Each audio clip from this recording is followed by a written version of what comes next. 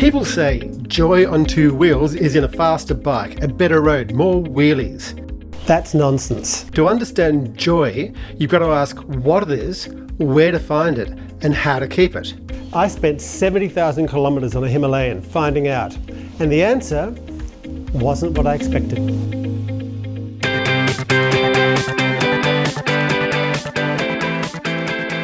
The Himalayan 411 doesn't chase adrenaline. It's not fast enough. It doesn't lurch forward when you twist the throttle. It doesn't carve corners like it wants to prove something. It does something quieter. It lets you be. I'd ridden to a friend's place in Maclean, a little town in northern New South Wales. I was 580 kilometres from home. I'd come up the hard way. Freeways and fuel stops, eyes on the clock. A ride with no breath in it. But leaving was different. I gave myself time, took the back roads, wound my way towards Coffs Harbour with no real plan except to stay off the highway and see where the road went. Maclean is a town of inland islands. Creeks and rivers thread through it like broken spiderwebs weaving the land to pieces. I crossed a bridge just after dawn, the water glassy and wide beneath me, the sky still unsure of itself. The road hugged the river, past canefields and old timber cowsheds with sagging roofs. The bitumen narrowed, softened, slowed. I stopped when I felt like it, took pictures I'd probably never look at again. The bike beside the water, the bike in front of a grey church no one prayed in anymore. And somewhere along that slow unravelling, something settled in my chest. It was joy. Not happiness, not thrill, nothing that demanded attention. Just a quiet fullness, arising, something that felt like it had always been there, waiting for me to notice. And I began to wonder about joy. The what, where and how questions. And the answer surprised me.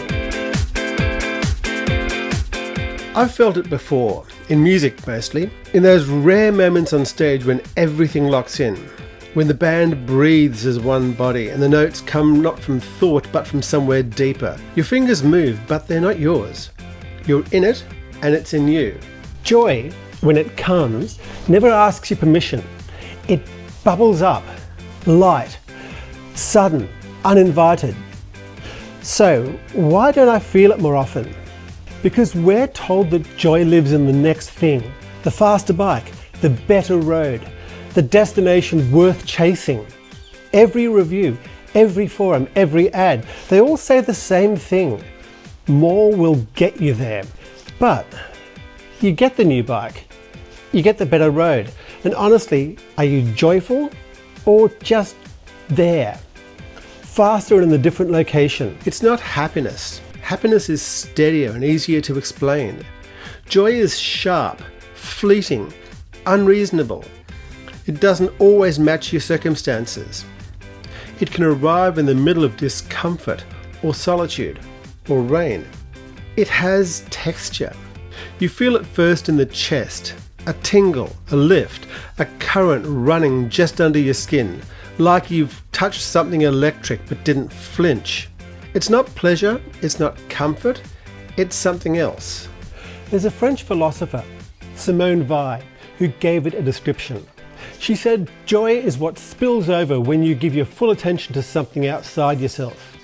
Not seeking, not striving, just attending. The road, the bike, the moment. You stop being the main character and you let the world press in. Joy isn't the goal. It's what leaks through the cracks when you're not holding yourself so tightly, when the body disappears into the moment. Joy on the bike, when breath sinks with throttle, when the world and the self stop arguing. Maybe joy is what bubbles to the surface when your soul finally fits the shape of the day. That's what joy is. Now, where does it live? Hey, if you're asking the same questions, subscribe. It helps us keep going. Here's the thing, I don't know. Not really. Sometimes I think I've felt joy in a corner or on a ridge with the wind pushing hard against my chest. But that's just where I noticed it. That's not the same thing as where it lives. The truth is, joy sneaks up on you. You don't summon it, and God help you if you try. It's like a cat that only climbs into your lap when you're not paying attention. The moment you look straight at it, it's gone. It's not something I aim for on the bike. I don't check the weather, pack the gear, fuel up and say, right then, time to find joy. Most of the time, it's just a ride. A good one, sure, but ordinary. And then, sometimes, it just happens. No lightning, no trumpet blast, just this quiet rising sense that nothing else matters. That this, whatever it is, this stretch of road, this moment in time, this unassuming little machine vibrating under me, is somehow perfect. Not in the Instagram sense, not clean, not curated, just right. Right in a way that doesn't need explaining. And I'll feel it, just there, under the ribs, like a held breath that turns into a smile. And I'll think, oh, there you are. That's what Vi meant. Joy doesn't come when you reach for it. It comes when you're attending to something else. The road, the moment, the ordinary. You don't find it, you stop chasing long enough for it to find you. But by the time I've found it, it's already gone. Or maybe it was never quite there. Maybe joy doesn't live anywhere.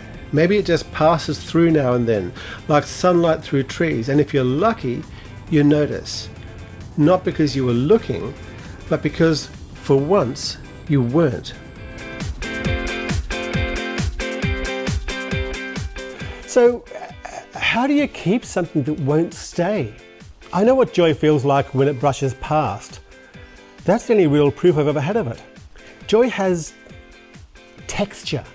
It fizzes. Not gently like champagne, but rougher, more urgent, like static under your skin. It's not warmth. Not exactly. It's heat with purpose. It hums through your chest. It rises up through your throat. It curls into a smile you didn't plan.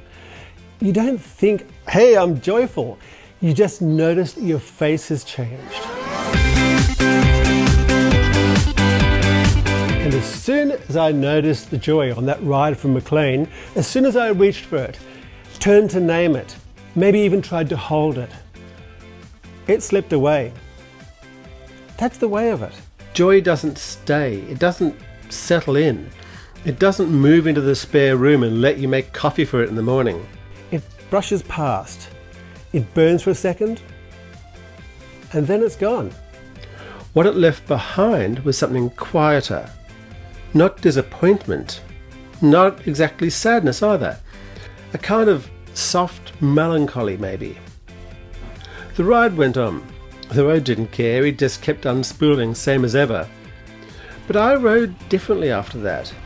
Not faster, not slower, just more aware. Not chasing anything. Just trying to stay open enough to notice the next time joy decides to pass through. Because it will. Not when I'm expecting it, but when I forget to look.